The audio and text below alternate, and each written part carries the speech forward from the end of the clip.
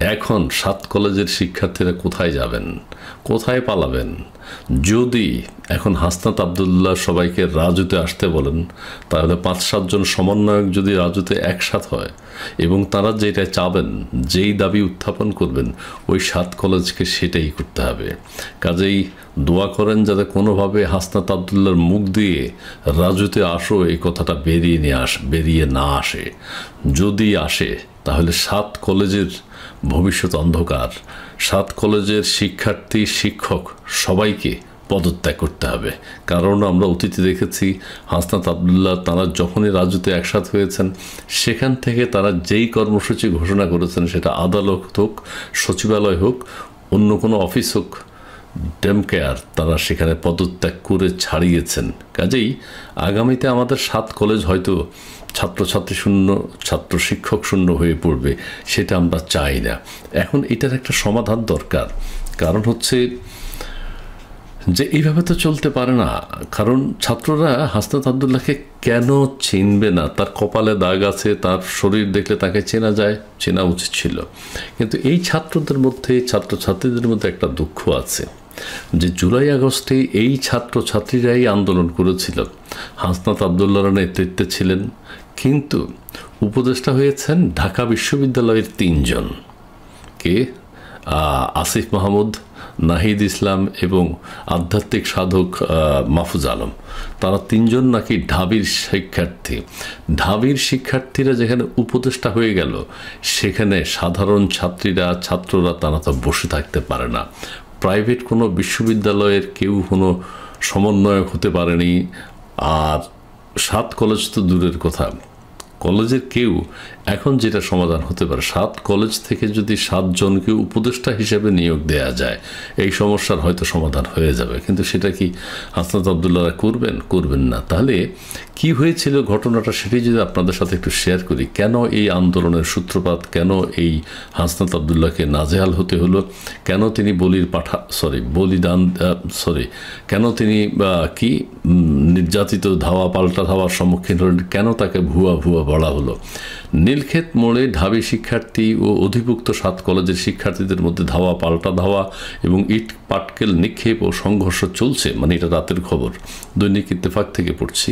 শিক্ষার্থীদের থামাতে সংঘর্ষস্থলে, আমি মনে করলাম কর্মস্থলে, সংঘর্ষস্থলে উপস্থিত হন কত বড় কলিজা, কত বড় হার্ট, কত বড় বৈষম্য বিরোধী ছাত্র আন্দোলনের সমন্বয়ক হাসনাত আব্দুল্লাহ। এই সময় বিক্ষুব্ধ শিক্ষার্থীদের তোপের মুখে পড়েন তিনি। খুবই দুঃখজনক। এদিকে ঢাবি প্রভিসির বাসভবন ঘেরাও করতে আসা 7 কলেজের শিক্ষার্থীদের ধাওয়া দিয়েছেন ঢাকা বিশ্ববিদ্যালয়ের শিক্ষার্থীরা।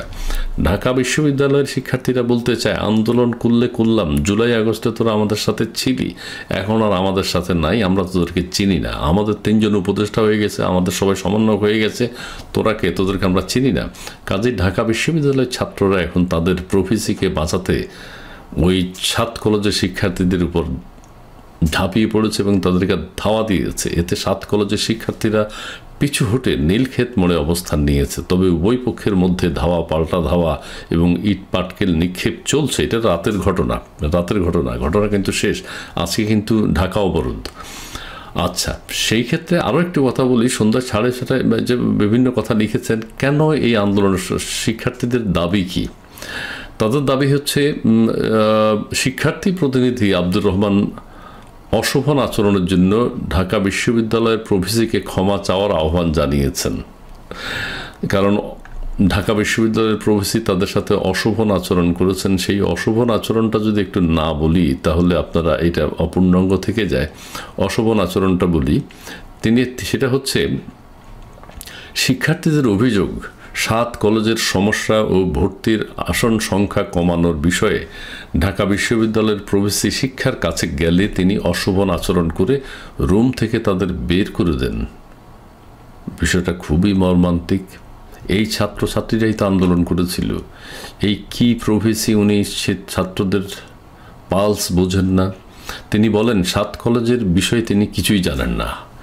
একজন প্রভিসি ঢাকা বিশ্ববিদ্যালয়ের, তিনি 7 কলেজের বিষয়ে কিছুই জানেন না। এটা কি সত্য বলছেন না অসত্য, সেটা একটু পরেই প্রমাণ হবে। তারা আরও অভিযোগ করে বলেন, এই বিষয়ে 21 দিন আগে এই প্রফেসির কাছে তারা স্মারকলিপি দিয়েছেন, তিনি সেটি পড়েননি।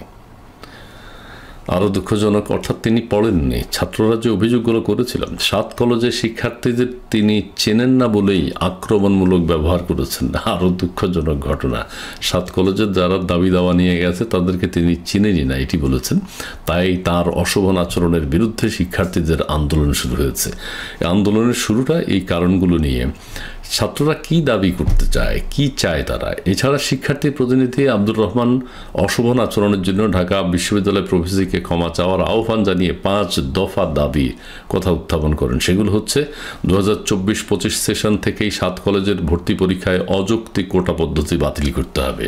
চিন্তা করেন, জুলাই আগস্টে কোটা বিরোধী আন্দোলন হয়েছে, কিন্তু কিসের কোটা নাকি এখনো রয়ে গেছে। এখনো ছাত্রদেরকে অসহায়ের মতো কোটার বিরুদ্ধে আন্দোলন করতে হচ্ছে।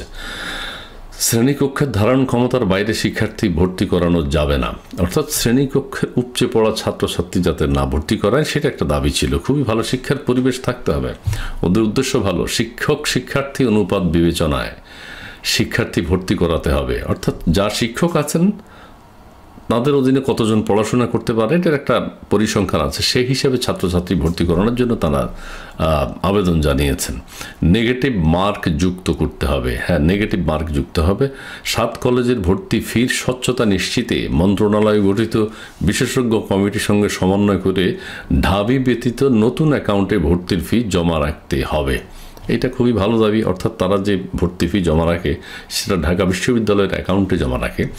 এটা অন্য অ্যাকাউন্টে স্থানান্তর করার জন্য ছাত্রছাত্রীদের দাবি যে অন্যান্য 7 কলেজের যে ভর্তি পরীক্ষার ফি সেটি যেন অন্য অ্যাকাউন্টে জমা দেওয়া যায়, সেটা তাদের দাবি ছিল।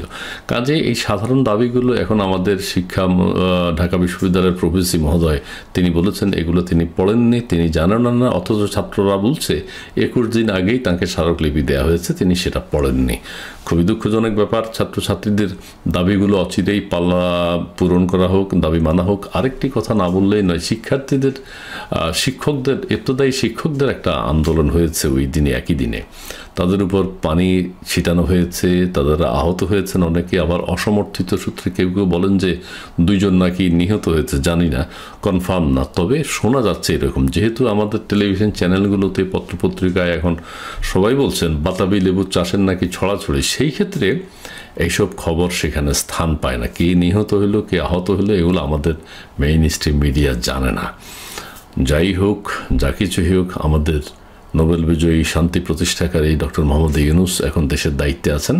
তার নেতৃত্বে বাংলাদেশে শান্তি প্রতিষ্ঠা হবে, এটাই আমাদের কাম্য, আমাদের কামনা। ধন্যবাদ সবাইকে।